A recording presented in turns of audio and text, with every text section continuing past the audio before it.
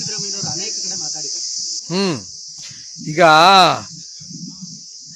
ದೇವರಾಜ ಅರಸರವ್ರನ್ನ ಹೋಲಿಸ್ಕೊಳ್ತಕ್ಕಂಥದ್ದು ಎಲ್ಲೂ ಸಹ ಸೂಕ್ತ ಅಲ್ಲ. ಅವ್ರು ಕೊಟ್ಟಿರ್ತಕ್ಕಂಥ ಕಾಯ್ದೆಗಳು, ಅವ್ರು ಮಾಡಿರ್ತಕ್ಕಂಥ ಕೆಲಸ ಕಾರ್ಯಗಳು, ಅವರು ಎಲ್ಲರನ್ನೂ ಸಹ ಯಾವುದೇ ಭೇದ ಭಾವಗಳಿಲ್ಲದೆ ಕಾಣ್ತಿರ್ತಕ್ಕಂಥ ವಿಶ್ವಾಸ ಬಹುಶಃ ಇಲ್ಲೊಂದ್ ಕಡೆ ಕೊರತೆ ಇದೆ. ನನ್ನನ್ನ ನಾನು ಯಾರಿಗಾದ್ರೂ ಹೋಲಿಸ್ಕೊಳ್ಬೇಕು ಅಂದ್ರೆ ಬಹುಶಃ ನಾನು ಹಲವಾರು ಬಾರಿ ಯೋಚನೆ ಮಾಡಬೇಕು. ಆದ್ರಿಂದ ಅದನ್ನ ಅವರೇ ಯೋಚನೆ ಮಾಡಬೇಕು. ನಾನು ಅದನ್ನ ಚರ್ಚೆ ಮಾಡಕ್ ಹೋಗಲ್ಲ. ಅಂತ ತೀರ್ಮಾನ ನಾನು ಯಾಕೆ ವ್ಯಕ್ತಿತ್ವ ತೀರ್ಮಾನ ಮಾಡ್ಲಿ? ನಮ್ಮ ವ್ಯಕ್ತಿತ್ವವನ್ನ ತೀರ್ಮಾನ ಮಾಡ್ತಕ್ಕಂಥವ್ರು ಜನ.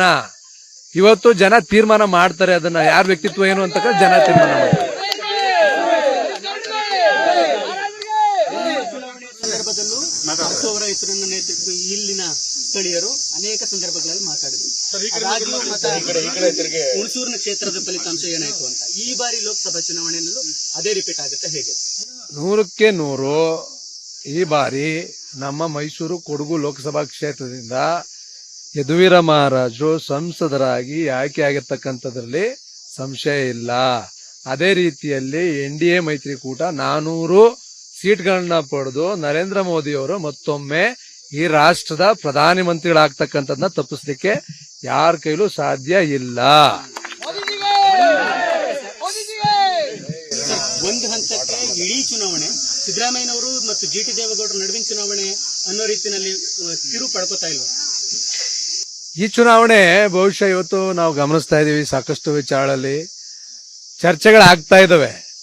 ಆದ್ರೆ ಇಲ್ಲಿ ನಾನು ಹೇಳ್ತಕ್ಕಂಥದ್ದು ಚುನಾವಣೆ ಯಾರ್ಯಾರ ವಿರುದ್ಧ ಅಂತಕ್ಕಂಥದ್ದಲ್ಲ. ಚುನಾವಣೆ ಯಾವ ರೀತಿ ನಡೆಯುತ್ತೆ, ಚುನಾವಣೆ ಯಾರಿಗಿರ್ತಾರೆ ಅಂತಕ್ಕಂಥದ್ದು ಬಹಳ ಮುಖ್ಯ. ಇವತ್ತು GT ದೇವೇಗೌಡರು ಇರ್ಬೋದು, ನಮ್ಮ ಪಕ್ಷದ ಎಲ್ಲಾ ಮುಖಂಡರುಗಳು, HD ದೇವೇಗೌಡರ ಅಪ್ಪಾಜಿಯವರು ಇರ್ಬೋದು, ಕುಮಾರಣ್ಣ ಅವರು ಇರ್ಬೋದು, ನಮ್ಮಂತ ಸಾವಿರಾರು ಜನ, ಲಕ್ಷಾಂತರ ಜನ JDS ಕಾರ್ಯಕರ್ತರು ಈ ಬಾರಿ ನರೇಂದ್ರ ಮೋದಿಜಿ ಅವ್ರನ್ನ ಈ ರಾಷ್ಟ್ರದ ಪ್ರಧಾನಮಂತ್ರಿಯನ್ನಾಗಿ ನೋಡ್ಲಿಕ್ಕೆ ನಾವೆಲ್ಲರೂ ಸಹ ಬಯಸ್ತಾ ಇದ್ದೀವಿ. ಅದೇ ರೀತಿಯಲ್ಲಿ ನಮ್ಮ ಮೈಸೂರು ಕೊಡಗು ಲೋಕಸಭಾ ಕ್ಷೇತ್ರ ವಿಶಿಷ್ಟವಾದಂತಹ ಕ್ಷೇತ್ರ. ಎಲ್ಲ ಒಂದ್ ಕಡೆ ಸಿದ್ದರಾಮಯ್ಯನವರು ಜೊತೆಗೆ GT ದೇವೇಗೌಡರು ಕಳೆದ ವಿಧಾನಸಭಾ ಚುನಾವಣೆಯಲ್ಲಿ ಎದುರುಬದ್ರಾಗಿ ನಿಂತಿದ್ದು 2018 ಚುನಾವಣೆಯಲ್ಲಿ ಫಲಿತಾಂಶ ಏನಾಗಿದೆ ಅಂತಕ್ಕಂಥ ಎಲ್ಲರಿಗೂ ಸಹ ಗೊತ್ತಿದೆ. ಅದೇ ರೀತಿಯಲ್ಲಿ ಈ ಬಾರಿನೂ ಸಹ ಮೈಸೂರು ಕೊಡಗು ಲೋಕಸಭಾ ಕ್ಷೇತ್ರದ ಒಂದು ಫಲಿತಾಂಶ ಇರುತ್ತೆ. ಕಾರಣ ಆಗ್ತಿದೆಯಾ ಅಂತ ಕಾರಣ ಸಿದ್ದರಾಮಯ್ಯ ಅವರು ಸಂಬಂಧಪಟ್ಟಂಗೆ GT ದೇವೇಗೌಡರು ಕೂಡ ಇದೇನು ಪ್ರತಿಷ್ಠೆ ಹೇಳ್ತೀರಾ ಅಂತ. ಬಹುಶಃ ಇವತ್ತು ಚಾಮುಂಡೇಶ್ವರಿ ವಿಧಾನಸಭಾ ಕ್ಷೇತ್ರದ ಬಗ್ಗೆ ಚರ್ಚೆಯನ್ನ ಮಾಡಿದ್ರು. ಏನ್ ಕಡಿದು ಕಟ್ಟೆ ಹಾಕಿದ್ದಾರೆ ಅಂತಕ್ಕಂಥದನ್ನ ಕೇಳಿದ್ರು. ಅದಕ್ಕೆ GT ದೇವೇಗೌಡರು ಉತ್ತರ ಕೊಟ್ಟಿದ್ದಾರೆ. ನಾನೇನ್ ಕಟ್ಟೆ ಕಟ್ಟಿದ್ದೀನಿ ಬನ್ನಿ ತೋರಿಸ್ತೀನಿ ಅಂತಕ್ಕಂಥದ್ದು ಸಹ ಹೇಳಿದ್ದಾರೆ. ಬಹುಶಃ ಚರ್ಚೆಯನ್ನ ಮಾಡ್ತಕ್ಕಂಥ ಸಂದರ್ಭದಲ್ಲಿ ಒಬ್ಬ ಮುಖ್ಯಮಂತ್ರಿಗಳಾಗಿದ್ದಂಥವ್ರು ಯಾವ ರೀತಿಯಾಗಿ ಪದಗಳನ್ನ ಬಳಸಬೇಕು, ಬಹುಶಃ ಯಾವ ರೀತಿಯಾದಂಥ ಬದಲಾವಣೆ ಚಾಮುಂಡೇಶ್ವರಿ ವಿಧಾನಸಭಾ ಕ್ಷೇತ್ರದಲ್ಲಿ ಸಿದ್ದರಾಮಯ್ಯನವರ ನಂತರ ಅಭಿವೃದ್ಧಿ ಏನಾಗಿದೆ ಅಂತಕ್ಕಂಥದ್ನ ಅವ್ರು ಗಮನಿಸಬೇಕು. ಅದನ್ನ ನೋಡಿ ಮಾತನಾಡಬೇಕು. ಜವಾಬ್ದಾರಿಯುತ ಸ್ಥಾನದಲ್ಲಿದ್ದಾರೆ. ಬಹುಶಃ ಜವಾಬ್ದಾರಿಯುತ ಸ್ಥಾನದಲ್ಲಿ ಇರ್ತಕ್ಕಂಥವ್ರು ಯಾರೇ ಆಗಿರ್ಬೋದು, ಆ ಸ್ಥಾನಕ್ಕೆ ಗೌರವ ರೀತಿಯಲ್ಲಿ ಮಾತನಾಡಬೇಕು ಅಂತಕ್ಕಂಥದ್ದು ನನ್ನ ಭಾವನೆ. ಆದ್ರಿಂದ ಇವತ್ತು ಜಿದ್ದು ಸೇಡು ಇದೆಲ್ಲವನ್ನು ಸಹ ಯಾರು ಮಾಡ್ತಾ ಇದ್ದಾರೆ ಅಂತಕ್ಕಂಥದ್ದು ಎಲ್ಲರಿಗೂ ಗೊತ್ತಿದೆ. ನಮ್ಮ ಉದಾಹರಣೆ ನಮ್ಮ DCC ಬ್ಯಾಂಕ್ ಚುನಾವಣೆಯಲ್ಲಿ ಇವತ್ತು ಯಾವ ರೀತಿ ನಡೆದಿದೆ ಅಂತಕ್ಕಂಥ ನಮ್ಗೆಲ್ಲ ಗೊತ್ತಿದೆ. ವೈಯಕ್ತಿಕ ದ್ವೇಷ, ಜಿದ್ದು, ಅಸೂಯೆ ಪಡ್ತಕ್ಕಂಥದ್ದು ನಮ್ಮಲ್ಲಿ ಯಾರಲ್ಲೂ ಸಹ ಇಲ್ಲ. ಅದೇನಾದ್ರೂ ಇದ್ರೆ ಅದು ಕಾಂಗ್ರೆಸ್ ಪಕ್ಷದಲ್ಲಿ ಅವರ ಆಸ್ತಿ. ಅವೆಲ್ಲ ಕಾಂಗ್ರೆಸ್ ಪಕ್ಷದ ಆಸ್ತಿ. ಜಿದ್ದು, ಅಸೂಯೆ, ಸೇಡು, ಕೇಸ್, ಸುಳ್ಳು ಕೇಸ್ ಹಾಕ್ಸ್ತಕ್ಕಂಥದ್ದು ನಮ್ಮ ಹುಣಸೂರಿನಲ್ಲೇ ಬಹಳಷ್ಟು ನಿದರ್ಶನಗಳು. ನನ್ನ ಮೇಲೆ 4 ಅಟ್ರಾಸಿಟಿ ಕೇಸ್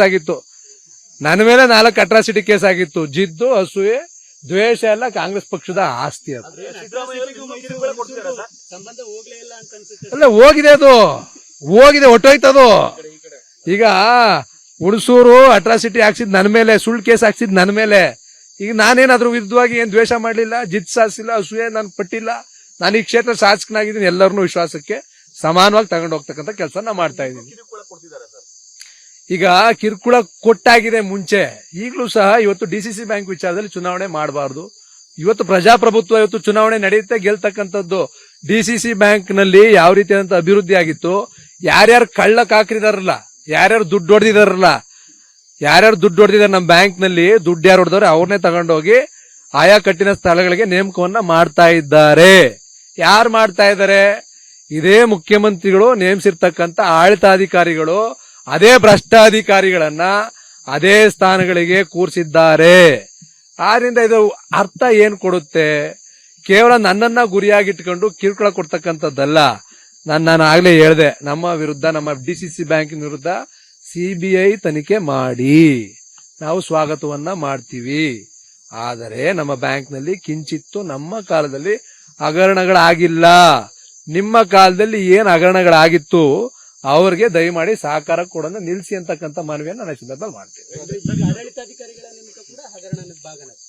ನೇಮಕ ಅವರ ನೇಮಕಾತಿ ಎಲ್ಲ ಹಗರಣದಲ್ಲಿ ಯಾರು ಭಾಗಿಯಾಗಿದ್ದಾರೆ ಅವ್ರನ್ನೇ ಇವತ್ತು ನೇಮಕಾತಿ ಮಾಡಿದರೆ ಆಯಾ ಸ್ಥಳಗಳಿಗೆ ಅಂತಕ್ಕಂಥ ವಿಚಾರ. CM ಶಿವಕುಮಾರ್ ಅವರು ಹೇಳ್ತಾರೆ ಒಕ್ಕಲಿಗ ಅಂದ್ರೆ ಒಕ್ಕಲಿಗರ ಸ್ವಾಮೀಜಿ ಮತ್ತೆ ಒಕ್ಕಲಿಗರು ದಡ್ಡರಲ್ಲ ನಮ್ಮ ಬಳಸ್ತಾರೆ. ಹೌದು, ದಡ್ರಲ್ಲ. ಯಾರು ದಡ್ರು ಅಂತಿದ್ದು? ಒಕ್ಕಲಿಗರನ್ನ. ಒಕ್ಕಲಿಗರು ಯಾವತ್ತೂ ದಡ್ರಲ್ಲ.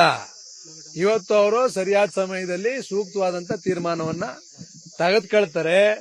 ಬಹುಶಃ ಇವತ್ತು ಮುಂದಿನ ದಿನಗಳಲ್ಲಿ ಒಕ್ಕಲಿಗರು ಯಾಕೆ ದಡ್ರಲ್ಲ ಅಂತಕ್ಕಂಥದ್ದನ್ನ ತೋರಿಸ್ತಾರೆ ಈ ಚುನಾವಣೆಯಲ್ಲಿ. ಅದು ಮೈಸೂರು ಕೊಡಗ ಲೋಕಸಭಾ ಕ್ಷೇತ್ರದಿಂದ ಪ್ರಾರಂಭ ಆಗುತ್ತೆ.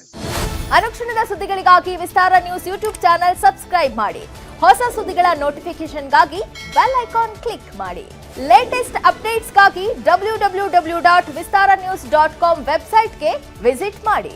ಅಂಗೈಯಲ್ಲೇ ಜಗತ್ತಿನ ಸುದ್ದಿ ತಿಳಿಯಲು ವಿಸ್ತಾರ ನ್ಯೂಸ್ ಕನ್ನಡ ಆಪ್ ಡೌನ್ಲೋಡ್ ಮಾಡಿ.